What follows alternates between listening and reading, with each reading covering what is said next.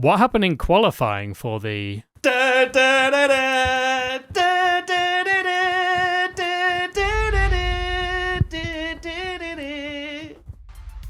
It was, for me, just the perfect storm of an incredible qualifying where 6 drivers were separated by 0.126 of a second and Charles on pole. Like, that's just phenomenal. We'll get into more of that shortly because, this is just the intro. Let's chill out. We've got sessions to get through first. And before we do, the Delusion Tour tickets are still on sale. The P1 live show Delusion Tour is coming potentially near where you are. Go and check it out. Of course, we're going. It's a world tour, Tommy, as it's a world everyone tour. has disputed it, but it is technically. We go on a plane and we go to several countries, so I call that a world tour. It's available on mattp1tommy.com for a limited time only if you want to get the tour T-shirt. And is the information of the tour as well on there as well, Tommy? Or it'd be in description. It'd be in the description. Basically, if you want to come to oh my God, look at that. If you're on audio, you can't see it, so you'll have to go on YouTube. But I think you might have heard the ASMR of Tommy just hitting his mic with it. So it sounds like good quality. And tour look at those t-shirt. Delusion Tour T-shirts. Cool. So come to the tour dates. and also get a T-shirt if you fancy it. Right, let's get into Q1, shall we? Where the bottom 5 were Tsunoda, Gasly, Ocon, Hülkenberg and Albon. As I take off my Ferrari flag for a moment because I was getting until pretty Q3. warm. Yeah, then I might put it back on. The bottom 5 there, big. Can't call it a shock. A slight small sprinkling of upset, I'd say, for Tsunoda, who looked relatively close to Max this weekend. I'm not saying on par with him, but within a few tenths. And you think if you're within a few tenths of Max Verstappen, you're probably going to make it through to Q3. Sadly, not. Tsunoda out in Q1. He was not happy at all, as you could imagine. But yeah, just another disappointing one. But this is kind of the Red Bull's troubles doubled, quadrupled, whatever you want to call it, because not only is the second driver struggling, but Max is struggling in that car and has qualified 8th behind a Sauber. So this is what we then see, because Tsunoda was, I think, a 10th off Verstappen in Q1, and he was knocked out. Yeah, and a 10th off Verstappen in Q3 puts you, almost one place behind him on the grid, maybe, a couple of places behind. So it's so unlucky for Tsunoda that, the one time in so many other sessions we'd have said, a 10th off of Max, 10th off Max last year, you're P2 on the grid. But now you're absolutely not. And so unlucky for Tsunoda, because now maybe with the new team principal, who knows, that maybe we're going to see him have a bit more confidence and maybe a little bit closer to Max. But unfortunately, when that Red Bull is just poor, that gap still knocks Yuki out, and 16th is still not good enough. Other drivers, I think Gasly, he's driving particularly well in the last few races, but Colapinto out-qualifying him was not something I had on my bingo card for sure. I did not expect Gasly to be out-qualified by Colapinto, just purely by the momentum that's been on the Gasly side of the garage has been insurmountable for Colapinto. But I mean, it has to be hats off for Franco, who will start 14th tomorrow. Yeah, Franco, a good qualifying performance from him to outscore Gasly. Alpine, nowhere. If you listen to the drive ratings, I said I kind of made my point very clear about that. I think Colapinto is getting a kind of unfair mocking of being like this absolutely useless driver, and he's done a good job to outqualify his teammate and put an Alpine into 14th when it's probably just the best they can hope for these days, because they are struggling big time. But again, we are seeing, and this is happening just all the time this year, and no more even this session. In fact, it's actually the bottom 6 are all different teams, never mind the bottom 5. You've got a Williams, a Sauber, a Haas, an Alpine, a Red Bull and a Mercedes being that bottom 6, which how many years of Formula 1 have we seen 2 by 2 by 2 by 2 teams all the time, and it being like, oh, the 2 Saubers are last again, or the 2 Haas's, or the 2 Williams. There's no real worst car by a mile on the grid anymore. So that makes Q1 really exciting, and can be anyone, including, the driver that my daughter put to win the Grand Prix in dead last. Yes, Alexander Albon, P20 with Carlos Sainz managing to make it through. I think he was 8th in Q1, if I'm not mistaken, but ending up 13th is Carlos. But yeah, for Albon, I will say, and I'll announce it here, even though you may well have understood the assignment when we put it on social media about getting questions for him. We are indeed getting Alex Albon in the summer break on the P1 podcast, and I'd like to say right here, right now, I really appreciate Alex qualifying 20th so that there can be no claims of a P1 curse He gets out of the way after us early, speaking to him. So therefore, he should win in the next race after he speaks to us. Let's get into Q2 then, where the 5 out in this session were Behrman, Hamilton, Sainz, Colapinto and Antonelli. Question from Miggles Von. What's going on with Lewis? I don't want to say a 7 times champion is washed, but what's happening is almost unbelievable. Now, before we dive into anything Lewis Hamilton discussion related, I just want to mention what he said after qualifying. It's me every time. I'm just useless. The team has no problem. The second car is on pole, so they probably just need to change driver. Oh my lord! And God, imagine if we said that in driver ratings. I know they'd be like, no way. But Hamilton himself, he can be, of course, very, very critical of his own performances. He has a massively high bar that he sets himself. Of course, he wouldn't have the records he has without having that within him. But it is really hard to listen to that because I think a lot of people want to see Hamilton do well. A lot of people want to see Hamilton win a championship at Ferrari, win a race at Ferrari, aside from the sprint race, of course. But back to the question about what's going on. I'm not surprised in some ways to see him off Charles. Like I thought coming into this season that Hamilton would struggle against Charles. Lewis is coming into a new team that he is not familiar with. The entire inner workings of a team, you can't just sit in a car and be like, yeah, cool, I'm ready to go. It's different power unit. It's different everything. In the last year of the regulations, so I'm not surprised. He doesn't have age on his side either. He doesn't have science on his side. So to have these moments where, even look at Mercedes in the last few years there, he was struggling in comparison to Russell. Of course, he did have great performances, but he also had blips. He'll come back tomorrow, and I'm sure he'll have a reasonably decent race. But I think when I wouldn't want to coin the term washed for such a legendary driver like Hamilton anyway, but I think we have to wait till next year where it's a clean slate, it's a new car, new regulations, and it's a level playing field, I would then say, between Charles Leclerc and Lewis Hamilton. That's when we can judge on a fair playing field just how far, if he is, off of Charles Leclerc. Yeah, I mean, he definitely, deserves the criticism. He's obviously extremely, maybe not as harsh as he has given it himself, of course, but yeah, he himself said his teammate and the other Ferrari is on pole, and Hamilton is one of these drivers who we've seen throughout his career is the great adapter. One of his, I think the most impressive thing about Lewis Hamilton's career, full stop, is the fact that he has won in so many different regulations year on year. People will say about him being good in certain eras, but he started his career when we had the V8s, and then he was winning, and then moved to a different type of car and won again, and then they changed to the hybrids and he won again, and things like that. So he has been struggling definitely in this ground effect era, no doubt. It's been one of the most difficult, probably the most difficult kind of era of his entire career. But I think you're right. Next year is going to be the key. When we go into a clean slate, new regulations, he's had a year to kind of hopefully get used to the team, because there's still some question marks there, obviously, with team radio, and it's a big change as well.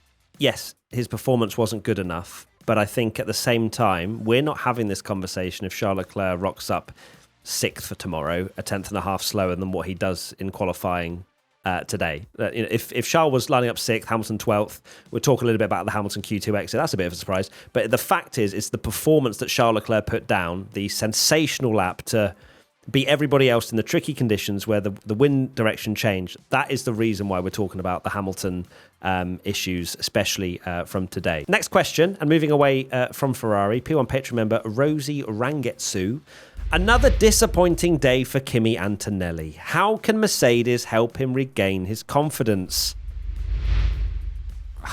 It's clearly not a weekend where you can just change everything, right? It seems like he's snowballing with this lack of confidence that for some reason has happened, but it can happen. It can happen to any driver, right? This isn't the first nor the last time we're going to see a driver lose confidence after a run of bad races.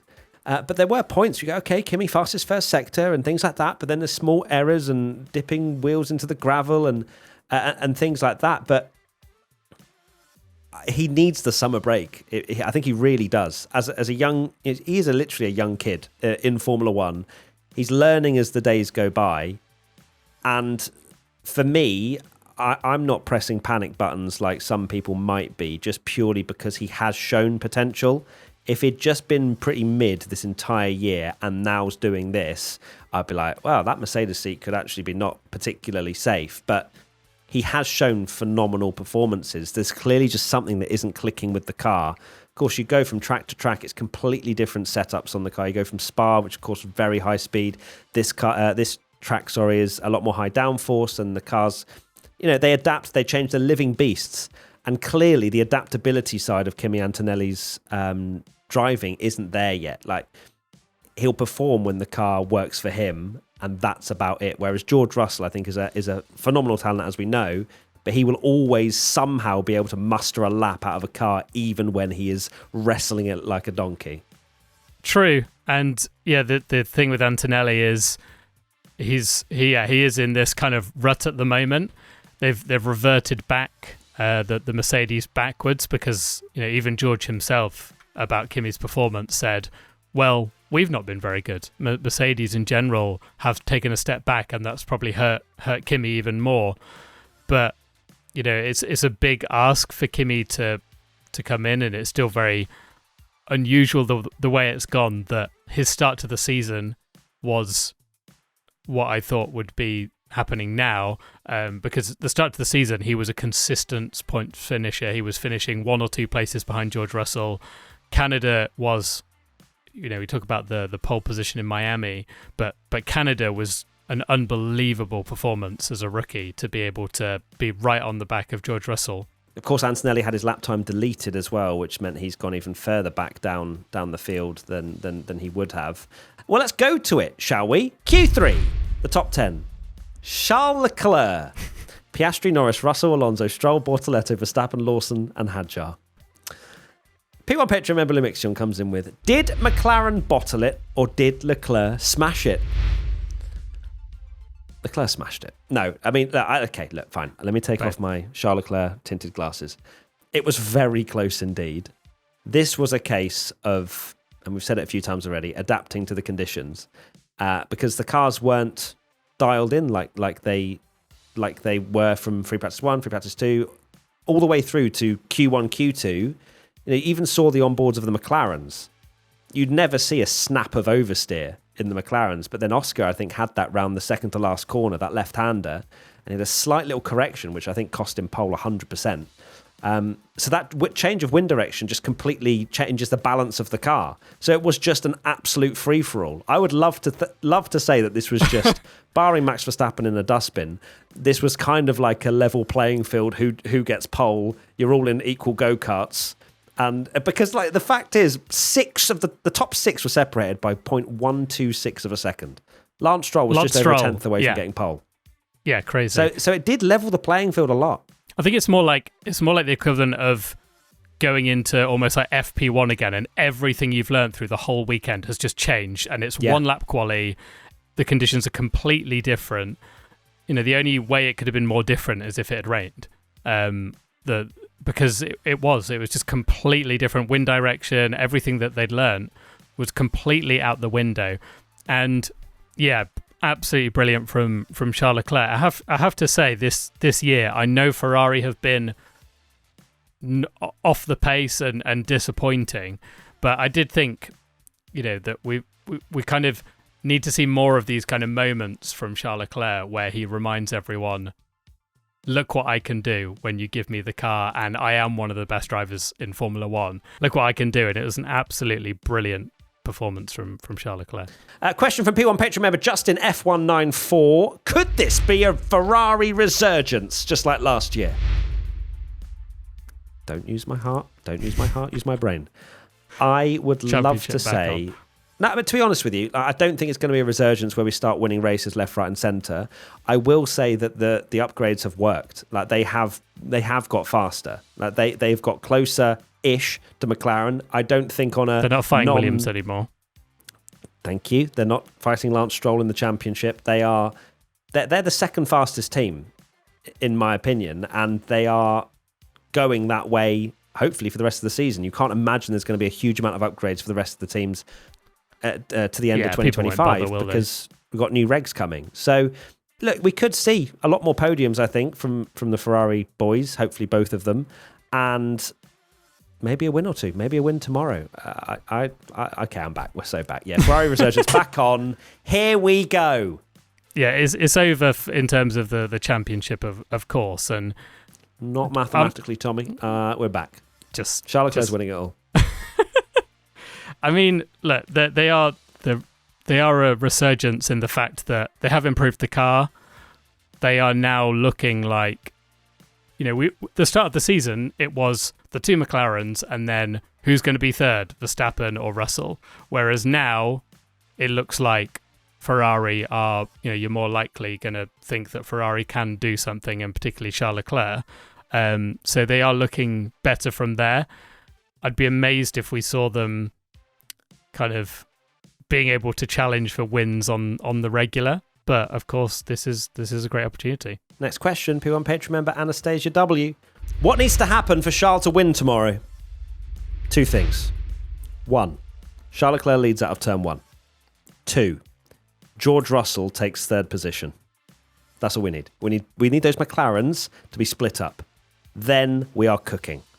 If McLaren are second and third and can just play one of them pits earlier, one of them pits later, Charles screwed, because one of them will get through once they find track position. So that is what I need in my reality. I think that it's unlikely, should they stay in the same quality positions they are into those first few laps, that Charles and Ferrari can cover off both McLarens that will undoubtedly be faster in clean air. All they'll need to find is clean air. Definitely. He just needs to basically get into turn 1 first, avoid the undercut, and he'll win the race, because we've seen it sounds a lot easier when you say it like that. It's going to be difficult, but we have seen there'll be a lot of people going, oh, McLaren are so clear, and in normal conditions they're clear, but we had the same conversation when Max was on pole in Suzuka, or George Russell was on pole in Montreal, going, well, the McLarens are so much quicker, but also you get into turn 1 first in 2025, you've got a very, very, very, very, very good chance of winning the race, because it's so hard to overtake. P1 Patreon member Captain Obs 3420 comes in with, could Alonso have gotten a top 3 if Aston Martin sent him out with everyone else instead of earlier in Q3? I don't think so. I am basing this on nothing but vibes and potential understanding of the Q3 session, that Aston Martin, if anything, caught the better conditions of going out a little bit earlier. Now, the wind direction did change, but for me, I'm sorry, Aston Martin, I don't think that they would have been any closer. I genuinely think that is as close as they could have got. Stroll did a great lap. Alonso, of course, as well. I'm basing this on vibes, I'm basing this on opinion, but I don't think they would have got any better than that. Yeah, of course, the track conditions were... in a normal qualifying session, you want to go out at the end because that's the track evolution and things. But we saw there that I think both McLarens were quite a way down by the end of it on what they did before. So the conditions were getting worse. So if anything, Aston Martin made the right call to go out then before everything changed. Could have been the greatest blinder of a call ever, and they would have secured a 1-2 and would have been sat there like... Can you imagine? I still cannot get in my brain that Alonso is was 1/10 away from maybe getting a 33rd win, and he's 5th.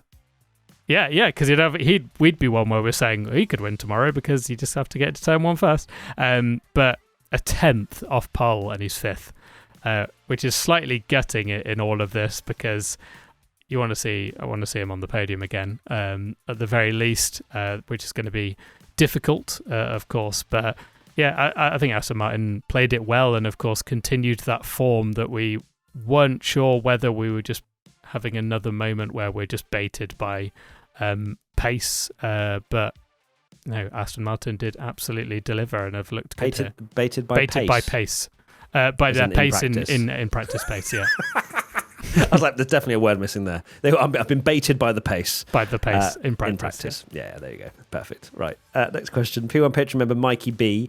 With overtaking difficult and therefore pit stops crucial for the race, is this the most important turn one of the season for the McLaren drivers as to who gets preference? I think Monaco's definitely the most important turn one ever and will never be overthrown. But it is, of course, it's very important. We don't really have changeable conditions as far as I'm aware. They have been speaking about it a lot, thunderstorms and things like that. But I don't know. I feel like it's a stretch. The weather forecast doesn't look anywhere near as bad as Spa, but let's see what tomorrow brings. But in a dry race, less important. You know, the changeover of the tyres is what we saw cost Lando a lot of time. Because you know, that move to dry tyres can gain you a lot, whereas an overcut is sometimes what the drivers like to do anyway. So it's going to be interesting whether, you know, if Lando is behind or Oscar's behind, whoever it is, you know, going for that undercut, which would in your normal head be the way to go for the lead driver, but sometimes in a track where it's difficult to overtake, you don't want to pit until the very last minute and then maybe even get that extra lap after someone's gone into the pits to try and then stretch your legs with a fast car. So it's going to be fascinating to see what McLaren do. It is, and could we see a repeat of last year where, you know, which was a two-stop, by the way, which was a two-stop, yeah. But if the driver in third position is under threat or wants to try something to try and get the lead, I think we're going to see a very fascinating race, even though overtaking will be very, very, very difficult. That's what I like to hear when Charles on pole. But it will be interesting. We said this about Hungary, that when you get a car that's not likely to win, and in this case, you know, it's not like it's Ocon in the Alpine like we had before, but it's still you're still going to have the two cars that are absolute favourites to win the Grand Prix at the start of the weekend in second and third, and they're going to be fighting for everything they can, and they're going to want to get the strategic calls to kind of leapfrog everyone, but then they're also going to have to prioritise the driver in front, and then they don't want to upset people because they're in a championship fight. I think we're going to get some more juicy radio messages. I think it could get a bit tasty on the radio tomorrow. I'm here for it. Give us the drama. We need a little bit of that. And final question comes in from P1 Patreon member Daniel Bridon. Is Bortoletto the most underrated driver on the grid? He was 100% the most underrated driver coming into this season, I think. And I would still say so, yeah. You know, he's popping up in Q3 rather often for a car that, yes, we have seen it improve, but you've got Hülkenberg, a very experienced driver, a podium sitter. Is Nico Hülkenberg, and he's had two very poor qualifying sessions. And Bortoletto, he's doing everything right to secure himself a very long-term and prosperous future in Formula One because he's got the raw speed, similar to how we've seen with Hadjar and Lawson at times as well now. That's what you need to show as a young driver. If you're just reasonably slow and consistent, you're going to lose your seat very quickly. But Bortoletto, yeah, we just need that breakthrough, lovely little P5 or something. I don't know if that's going to happen this time, but P7 on the grid, ahead of Max Verstappen, he would have definitely taken that coming into this season. He would have. Yeah, Bortoletto's season is incredibly underrated, and I'd said this before, his kind of recent good performances, but he's been there or thereabouts with Hülkenberg. He's now beating Hülkenberg in qualifying. That's 3 Q3s in a row if you count SQ3, where he's got that Sauber into the final part of qualifying, and yet he's just, unfortunately for him, the kind of race results of the championship table don't tell the whole story, because he has been very good and on par with Hülkenberg. Hülkenberg's had those races, and this isn't taking anything away from Hülkenberg, his experience and brilliance showed in those kind of races where he could get a sensational result. Not even just Silverstone. I think it was Spain where he got the P5 as well and things like that. So that's why he's got the massive points on the board. And I think as we got kind of the first few races, I think you'd have looked at Bortoleto and gone, oh, he's got no points in the championship. Hülkenberg's got loads. And it didn't tell the whole picture. Now we're kind of seeing now that what he can do, and we shouldn't forget that he won F3 as a rookie, won F2 as a rookie. He was he had to get basically taken away from McLaren and kind of break that kind of contract there for him to get his chance in Formula One, because of course McLaren have got their 2 drivers locked in forever. But he's a very, well, maybe, unless they collide at turn 1 tomorrow. And yeah, Bortoleto is having a great season, and I really hope we see some like big results from him now where he grabs big points, because the championship table doesn't tell the story of his season. Okay, wow, we are set up so beautifully for the Hungarian Grand Prix tomorrow. We'll be live on Twitch and YouTube, Matt P1 Tommy. Can't wait for that. Remember to get your P1 live show Delusion Tour tickets if you haven't already. mattp1tommy.com if you want to get yourself a Delusion Tour t-shirt as well. Thank you, everybody. We'll see you soon. Lots of love. Take care. Bye. Bye.